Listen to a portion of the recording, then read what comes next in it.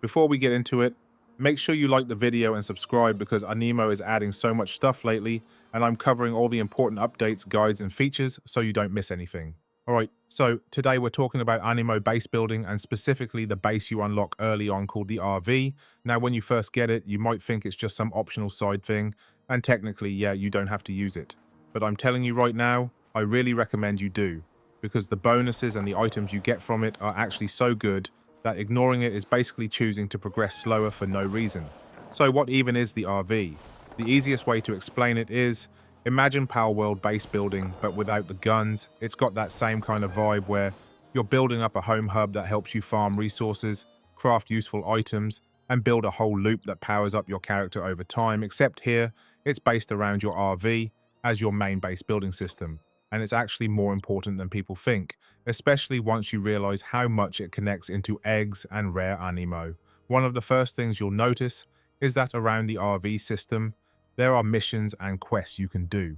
These missions are linked to the RV base building, and when you complete them, the game rewards you with items. And it's not just random junk either.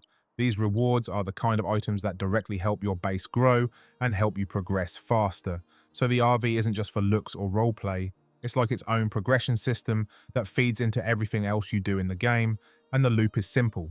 You do missions, you get items, you use those items to build and upgrade your base, and then your base starts producing things for you in a more efficient way. It's one of those systems where the more you invest into it, the more it pays you back, which is why I always tell people, yes, it's optional, but it's worth it. Now let's talk about what you actually do with the RV. A big part of it is using it as a place to farm resources and craft important items like Aniipods, which are basically your capture balls. The RV becomes your home station where you're crafting what you need instead of constantly running around the open world, hoping you have enough materials or going back and forth to different places.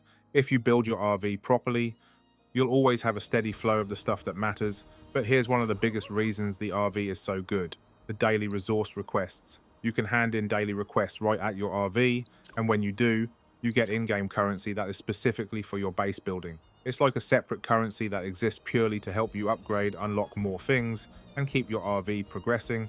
And this is where it starts getting addictive, because once you're doing these daily requests, you're basically earning free base currency for stuff you're already collecting anyway. And then you use that currency to get upgrades, unlock more features, and level up your RV faster. It becomes part of your daily routine. Log in, check the requests, hand in resources, collect your currency, upgrade your RV, and you're stronger for it. Now, the RV leveling system is honestly one of the coolest parts, because when your RV levels up, it doesn't just say level up in a menu and that's it. Your RV actually gets bigger, like visually bigger. You can see it changing and expanding in real time. It gives you that feeling that you're actually building something up, not just grinding numbers in the background. You level it up, it grows, and it feels like an actual progression milestone. And as your RV levels up and expands, you can upgrade the stuff inside it too, and this is where you start getting passive buffs. These upgrades give you benefits over time that make everything smoother. Better resource flow, better production, more efficiency, and upgrades that basically reward you for setting things up properly. This is why I keep saying the RV isn't just a side activity, it's literally an upgrade engine. Now, when it comes to base building inside your RV system, it's not just placing random decorations. You actually build useful things. You can plant, you can mine, you can generate electric power, and you can build structures that support production and progression. It becomes a cycle: gather resources, build stations, produce items, upgrade the RV, unlock more, produce faster, and repeat. And the more you build, the more you start feeling that I'm getting stronger everyday progression. Another really cool part is that you can customize your RV in an RV park. There are free RV parks you can explore in the world, unlock over time, and then set up your RV in them. So as you explore the map, you're not just unlocking random locations, you're unlocking places where you can set up your base and make it yours. And it's not just private either, your friends can come see your RV too. So if you've built a really nice setup, you can literally have people come over and check it out, which is a really fun social side of the base building. But now we need to talk about the main reason most players are going to care about this base system in the long run: eggs. Eggs are the main thing you want to farm because eggs hatch into Aniimo, and if you're trying to get rare ones, this is where the grind becomes exciting. In Aniimo, you've got special variants like Sparkling, Darker, and Prism Aniimo. These are the ones that look different, stand out, and make people instantly notice you. They're the Flex Aniimo, they're the I got lucky, Aniimo. And if you want to increase your chances and keep hatching more and more, the RV-based building system helps you build a setup that supports egg farming. And yes, you can have an egg incubator in your base. That means your RV isn't just helping with crafting and resources, it's directly feeding into one of the biggest progression goals in the game. Build your base, produce what you need, farm eggs, incubate them, hatch them, and roll the dice for those rare variants. That's the loop, and it's honestly one of the most satisfying things in the game once you've got it running smoothly. So if you're still early in Aniimo and you've just unlocked the RV, here's the simple advice. Start using it now. Do the missions around it, because they literally give you items and rewards for progressing it.